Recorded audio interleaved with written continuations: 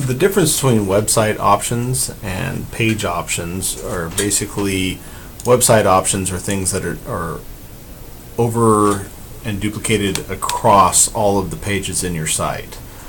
So if I'm working here and I give this a browser title and a description, this description would duplicate over every page. Now this is set kind of as the default data, so you can use this and then go in individually, but Google will probably hit you at some point for having duplicated content.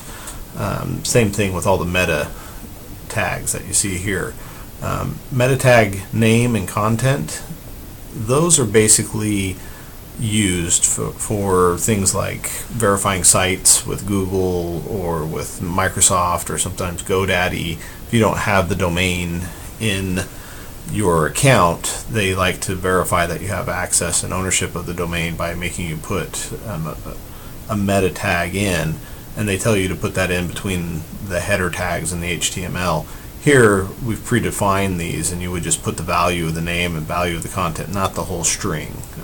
You take that part out that says name equals and you put it here, and you take the part out that says content equals and you put it in this spot, and that'd be what the meta 1 tag would be for.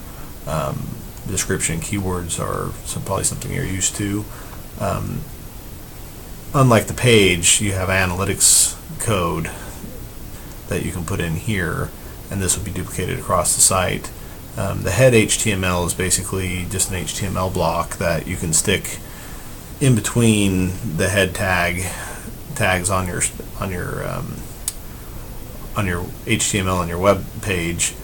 This would be duplicated again over all the sites. One of the tags that I think that you would use would be like Google Tag Manager uses both of these, and there's some instructions in there if you want to look in the help desk and search for how to use Google Tag Manager. There's some instructions there. Body tag, basically we're using web forms, so this is stuff that would go above the form tag but within the body tag. Not something really to be not something that normally you would put something visible, but something that you might put in there that runs a script or something of that nature. Mobile redirect is kind of obsolete now that we have the responsive sites, and the same thing with the mobile lead notification email. Those things will be going away probably already. By the time you look at this video, these things will be gone. So that's what the website options. Your page options, similar, skim down a little bit. We don't have meta for the page level.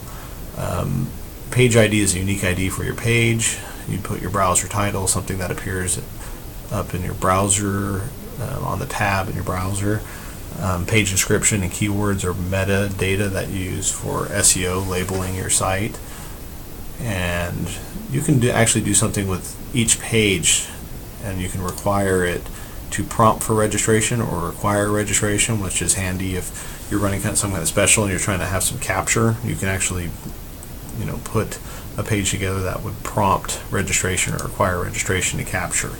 Again, you have your head HTML and body HTML if you're using those or have need for a specific script. So you can see that the page properties is a little bit slimmer than your site properties. But I get a lot of people asking and had some confusion about that, so I just wanted to have a quick overview of that. If you're wondering what site ID is, this actually is from your template. It's so that we can have it's something that you mostly wouldn't be messing with unless you know what it is. A lot of times site ID and page ID is going to be the same, but site ID is something that links back to your template. So don't change that unless somebody specifically asks you to do that. And again, if you have any questions about anything, just ask the help desk. Thanks.